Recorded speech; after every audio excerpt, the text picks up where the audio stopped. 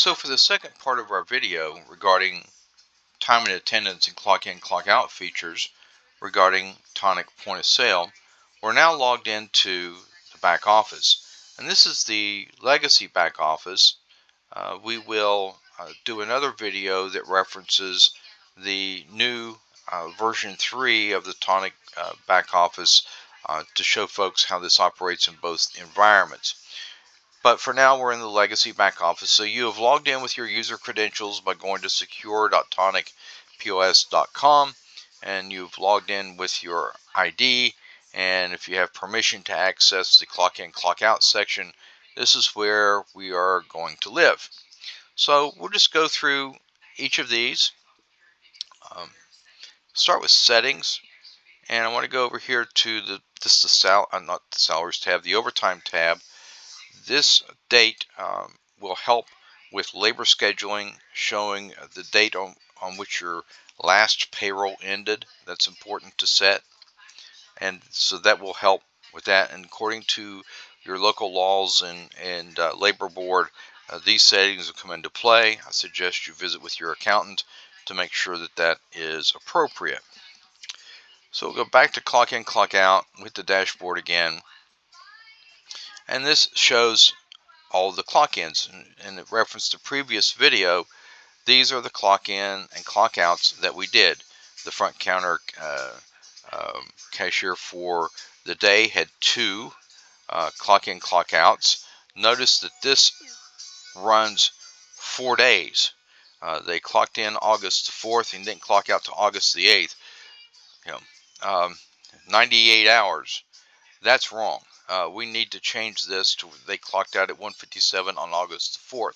So real quick, here's how we can edit the time. And you can select the dates here if you want to look at a particular date of clock in, clock out. Just change your dates here and click on view. You can go to the employees tab and just look at employees if you need to. But I'm going to reconcile today's attendance. So I definitely need to take care of this first line. So we'll click on edit over here. And what we need to change is the date. But I can change either the date, time. I can put notes as to why the change was made. So I just clicked on the field there, selected the correct date, and I'll put a note in there, forgot to clock out, or whatever it may be. So when I hit save, that will reconcile that timesheet. So now I can go back, clock in, clock out, dashboard. Notice that one entry is gone because that referenced August the 4th. If I go back to August the 4th, we'll see that clock in and clock out now is now accurate. So when I run my report, everything will be reporting as it should. We'll go back to today, and I see all of my clock in and clock outs, and they were basically referenced from what we did in the previous video on the point of sale. If I need to edit any of these employees, their clock in, their clock out, I would just select the edit button over here and go through the same process that I went previously. So now that I have a proper reconciliation of all my time in and time out as far as attendance goes, then I can come into and run a report if I want. If I wanted to go to reconcile here from the drop down there, I get basically the same thing, just a wider view. And again, I can pick whatever date I want to look at, make sure that it's correct, and take a look at those.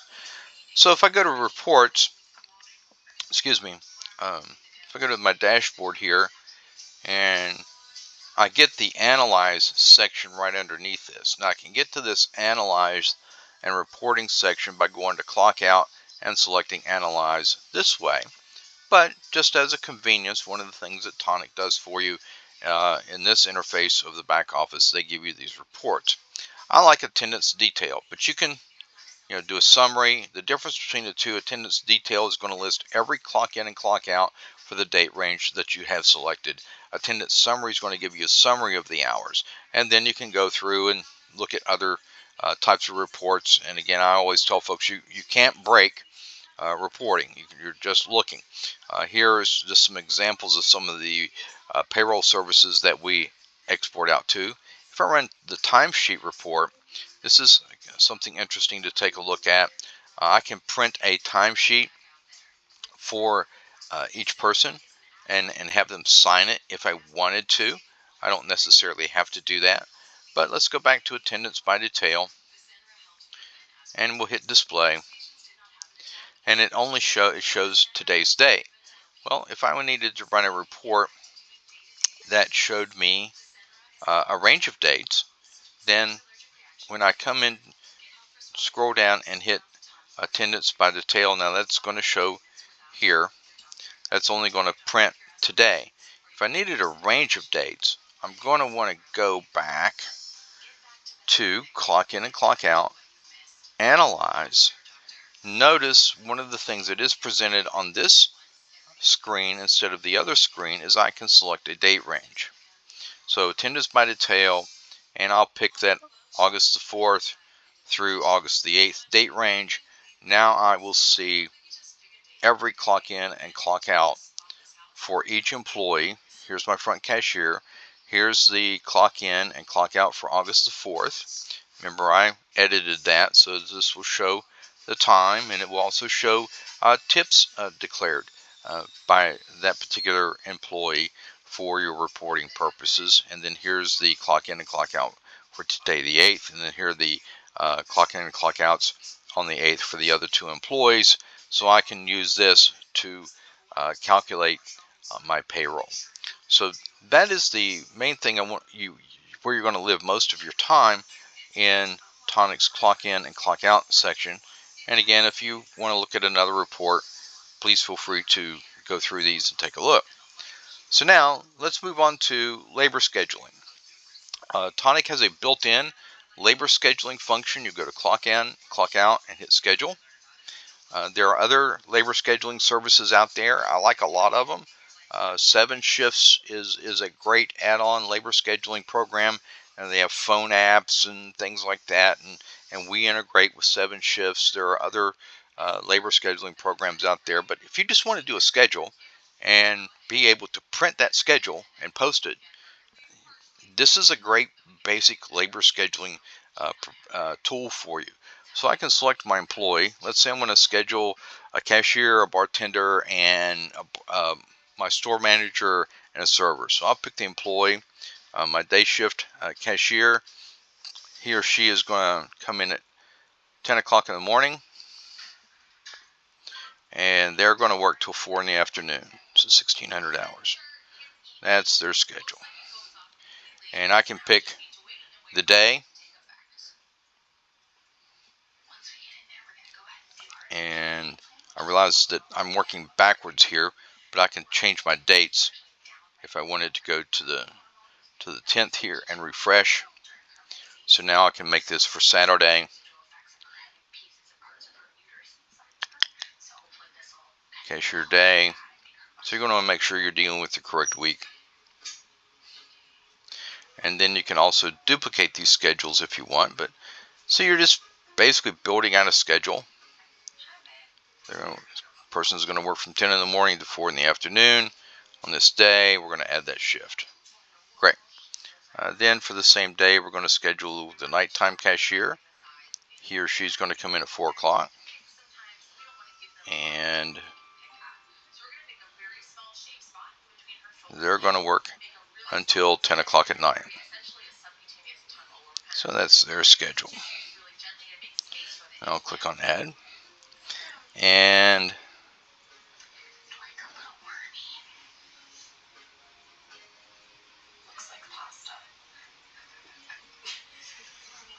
so I can verify what I'm doing.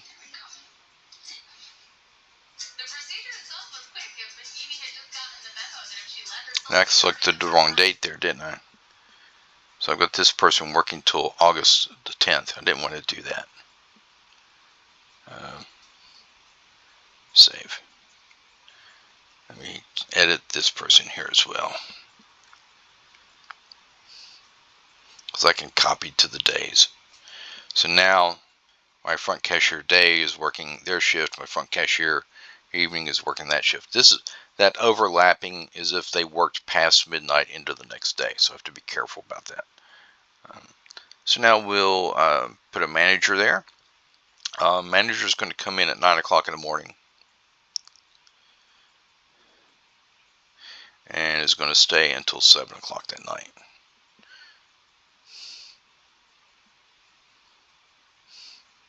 Not crossing over into the next day. So now I've got my schedule done for the day, and I basically would repeat this for each day. So that's how you build your schedule, and then you can come up here to print, and you can now, however your computer is going to print the report, this one I right click and I hit print, and I select the printer that I want it to go to, and it's going to go off and print the report. So now what I can do with these schedules once they're done is I can go back, I can hit duplicate, and I can duplicate the schedule by day or by week.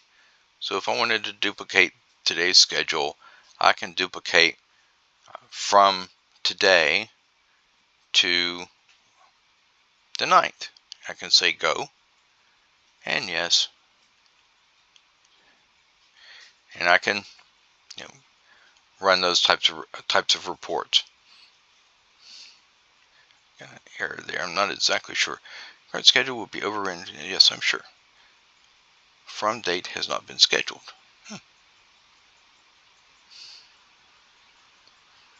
Let's look at that.